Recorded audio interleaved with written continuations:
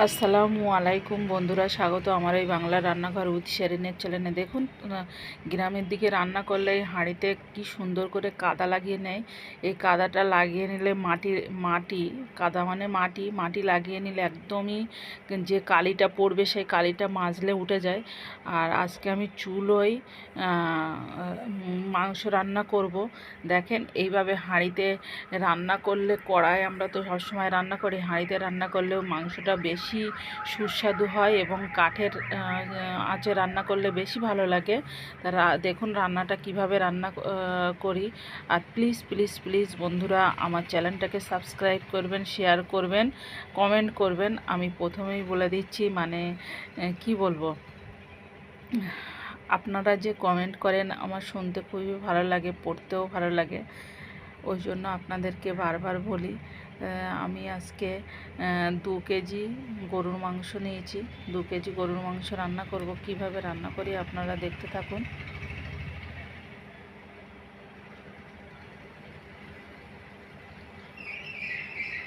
আমি কিন্তু পেঁয়াজ লাল লাল করে ভেজে নিয়ে গরুর মাংসটা দিয়েছি। গরুর মাংসের পানিটা যত সময় না মরবে আমি কিছু দেব না। পানিটা মরে গেছে আমার। এবার আমি আদা রসুন দেবো।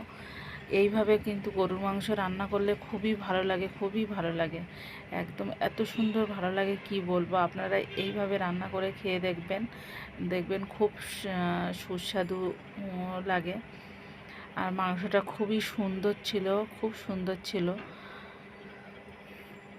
আমি যত সময় আদা রসুনের গন্ধটা না মরবে তত সময় হালকা আছে এইভাবে আমি একদম কষতে থাকবো। কষে কষে ভালো করে তারপরে আমি রান্না করব। আদা রসুন দেওয়ার সঙ্গে সঙ্গে পানি দিলে কিন্তু আদা রসুনের গন্ধটা যাবে না। আর এইভাবে কষে কষে রান্না করলে আদা রসুনের গন্ধটা চলে যাবে। অনেক সময় ধরে ধৈর্য ধরে রান্না করতে হবে। আর আমি কিছুটা আলু দিয়েছিলাম। আলু অনেকে খেতে ভালোবাসে, মাংসের আলু না খেলে যেন ভালো লাগে না। আমি গোশটা একটু খুব মানে কষা কষা করবো না, হালকা একটু ঝোল রাখবো আর পাতলা ঝোল করব। ওই জন্য আমি বেশি পেঁয়াজ বা মশলা দেব না। দেখুন, লঙ্কা, হলুদ আর জিরে মরিচের গুঁড়ো দিয়ে দিয়েছি। কালারটা খুবই সুন্দর এসেছিলো। আপনারা ভাবছেন হয়তো লবণ কোথায়। লবণ আমি কিন্তু আমার মনে ছিল না, আমি পরে দিয়ে দিয়েছি লবণটা। দেখেন কালারটা খুবই সুন্দর চলে এসছে। আমরা যারাই ইউটিউবার বা আমরা সবাই সবার ভিডিও যারা দেখি, সবাই যদি সবাইকে কমেন্ট করি, ভালোবাসি, পাশে দাঁড়াই, তাহলে সবার চ্যানেলটা অনেক দ্রুত এগিয়ে যাবে। সবাই কিন্তু সবাইকে সাহায্য করতে পারবে। আর সবাই এমনি পাশে দাঁড়ালে বা আমার যদি এই রান্নাটা খুবই ভালো লেগে থাকে আপনাদের, তাহলে আমার একটা কমেন্ট করেন, তাহলে আমার খুবই ভালো লাগবে। দেখুন তেল উঠে গেছে। আমি তেলটা কিন্তু অনেক কম দিয়েছিলাম, যেহেতু আমি সবসময় রান্নায় একটু তেল কম দেই। অত তেল দিয়ে আমার রান্না ভালো লাগে না। আর মাঝে মধ্যে তেল দিতে হয়, মাঝে মধ্যে তেল একটু খেতে ইচ্ছা করে বা লোক কুটুম আসলে তখন তেলটা একটু বেশি দিই। দেখুন মাংসের কালারটা কত সুন্দর চলে এসছে, খুব দুর্দান্ত কালার চলে এসছে। আমি এখন আরও 30 মিনিট ঢাকা দিয়ে রাখবো হালকা আঁচে। দেখুন এখনও ঝোলটা আছে, যেহেতু আমি হালকা আঁচে রান্না করছি। যত সময় না মাংস আলুটা গলবে তত সময় আমি এই হালকাভাবে জাল আস্তে দিয়ে এখন রান্না করতে থাকবো। রান্নার গন্ধটা এত সুন্দর আসছিল, এত সুন্দর আসছিল আমার। এবার আমি একেবারে ঝোল দিয়ে দেব। এই ঝোলটা আরও 30 মিনিট আমি হালকা আঁচে রান্না করব।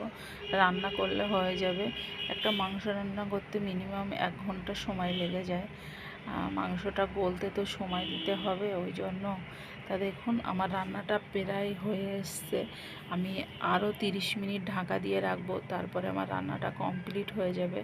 আর রান্নার কালারটা দেখেন কি সুন্দর, খুব সুন্দর একটা ঘ্রাণ আসছিল, সুখে মনে হচ্ছিল যে আমি এখনই এই এক পিস তুলে খেয়ে নেই, কিন্তু তুলে খাওয়ার তো ঠিক না। তুলে খেতে গেলে কি মেয়েদেরকে তুলে খেতে হয়? খেতে হয় না। একটা যদি আমার হাজব্যান্ড থাকতো, তাকে নয় একটা হাড় তুলে দিতাম, ও হাড় খেতে খুবই ভালো লাগে।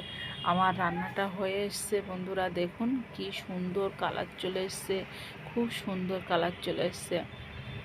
যেমন দেখতে সুন্দর হয়েছে তেমন খেতেও ভালো লাগবে, খুবই ভালো লাগবে, খুবই ভালো লাগবে। আপনারা এইভাবে কারা কারা চুলোয় রান্না করে খেয়েছেন বলবেন, জানাবেন প্লিজ প্লিজ। দেখুন কালারটা কি সুন্দর চলে এসছে। আল্লাহ হাফেজ বন্ধুরা।